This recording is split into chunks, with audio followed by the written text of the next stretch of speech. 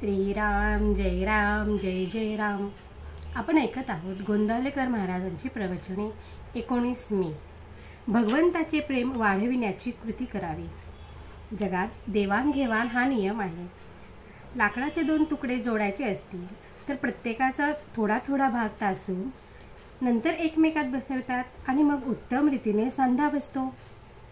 त्याचप्रमाणे प्रत्येक माणसाने आपापले दोष जर थोडे थोडे तासून टाकले तर परस्पर प्रेमाचा सांधा खात्रीने उत्तम बसेल। याकरिता विचाराने आणि काळजीने वागणे जरूर आहे। घरामध्ये काय किंवा घराबाहेर काय प्रेमाचा धाक असावा, भीतीचा नसावा। जसे आई आणि मुलाचे प्रेम असते तसे भगवंताचे आणि आपले असावे।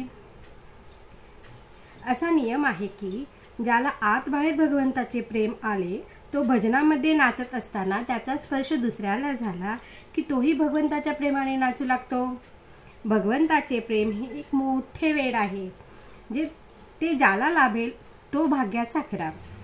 एका भगवंताचे प्रेम लागले की वाणीमध्ये सर्व चांगले गुण येतात। पुस्तके वाचून किंवा नुसत्या बुद्धीने जगाची अशाश्वता केव्हाही करणार नाही। भगवंताचे प्रेम वाढले की ती आपोआप कळू लागेल। एखाद्या माणसाचे तोंड आल्यावरती पोटामध्ये भूक असून सुद्धा त्याला खाता येत नाही। त्याप्रमाणे आतमध्ये भगवंताचे प्रेम असून सुद्धा आपण बाहेर प्रपंचामध्ये आसक्त असल्यामुळे भगवंताच्या नामाची गोडी वाटत नाही। तोंड बरे व्हायला जसे प्रथम औषध घ्यावे लागेल त्याचप्रमाणे नामाची गोडी यायला आपण प्रपंचाची आसक्ती कमी करावी। ही प्रपंचाची आसक्ती सोडणे किंवा कमी करणे हे फार कठीण काम आहे।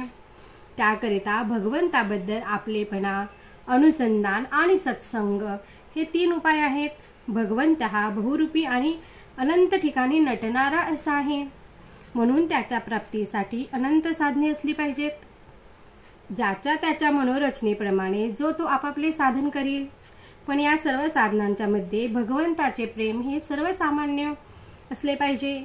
भगवंताचे प्रेम हे कोणत्याही साधनाचा प्राण आहे। ते प्रेम मागण्यासाठी रोज भगवंताची प्रार्थना करावी। ज्याला भगवंताचे प्रेम येईल तो सृष्टीकडे कौतुकाने पाहिल। खरोखर भगवंताचे प्रेम एकदा चिकटले की त्याच्याकडून दुसरे काहीही येऊ शकत नाही।